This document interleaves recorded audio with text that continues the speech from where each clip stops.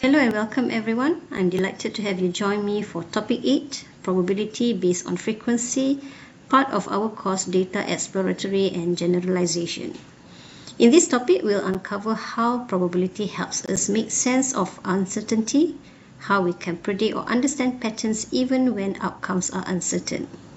We'll explore 5 main sections. The first one is introduction, then events and sample space, followed by simple dependent and independent events. Next, we have marginal and joint probabilities. And lastly, we have conditional probability and Bayes' theorem. So let's get started and discover how probability forms the foundation for many real-world decisions.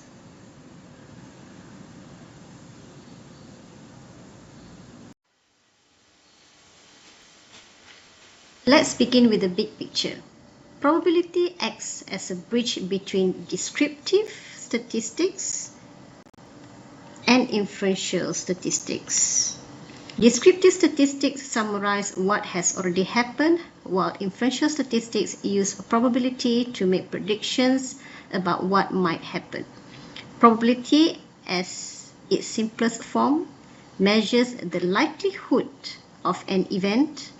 It's expressed as a number between 0 and 1, where 0 means the event cannot happen and 1 means it definitely will.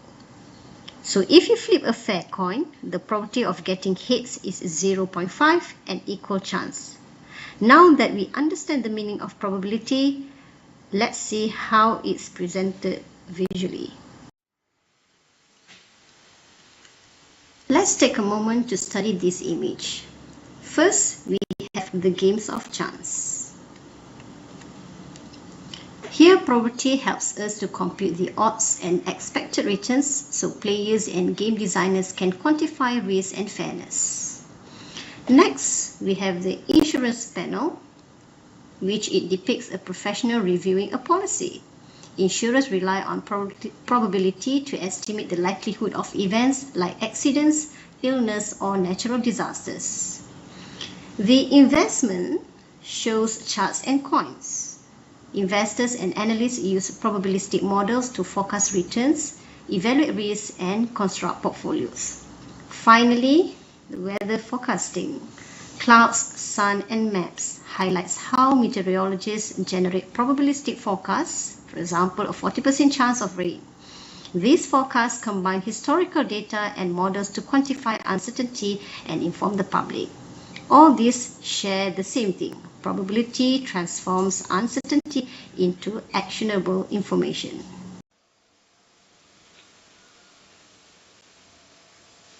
Here is the probability line, a simple but powerful way to visualize how likely an event is to occur. Probability doesn't guarantee results, it only gives us guidance. For instance, tossing a coin gives us of each outcome a fair chance, but we can't predict what will happen in a single toss. That's the beauty of probability, it allows us to reason with uncertainty. Next, let's explore some key concepts that build the foundation for probability theory. Let's define a few essential terms. A probability experiment is any process that leads to well-defined results. For example, checking whether a light switch is on or off. Each result of an experiment is called an outcome. If you check the switch, the outcome could be on or off. Each possible outcome is known as an element or a sample point. And finally, a sample space is denoted by S. It's a set of all possible outcomes in an experiment. For example, when tossing a coin, we have S equals to the head or tail. Now, sometimes the sample space can be very large. Let's see how we handle that.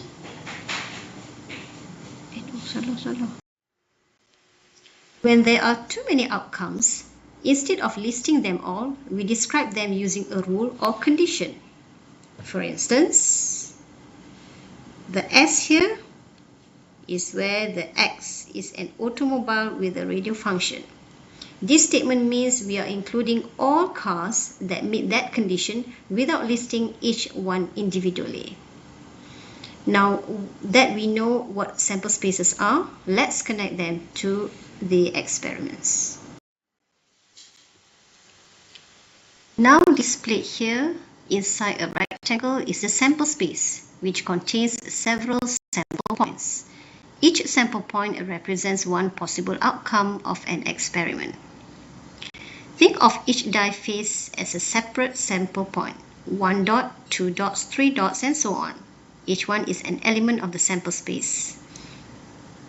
The arrow labeled sample point points to a single outcome to emphasize that an individual result is just one element in the larger set.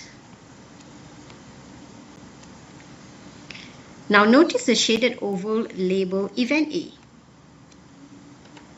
This oval selects two specific sample points from the sample space, meaning event A is a subset of the sample space containing exactly those two outcomes.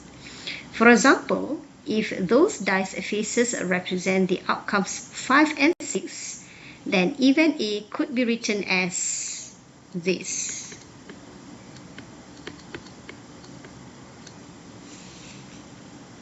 This visual makes three important ideas clear. A sample point is a single possible outcome. The sample space is the collection of all such outcomes. An event is any collection or subset of sample points. Here, event A contains two of them.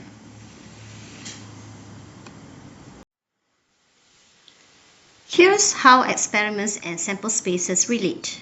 Each experiment has its own set of possible outcomes or sample space. We have tossed a coin with the sample space of head and tail. When we roll a die, we have the sample space of number 1, 2, 3, 4, 5, and 6. For true-false question, we may have true and false in the sample space.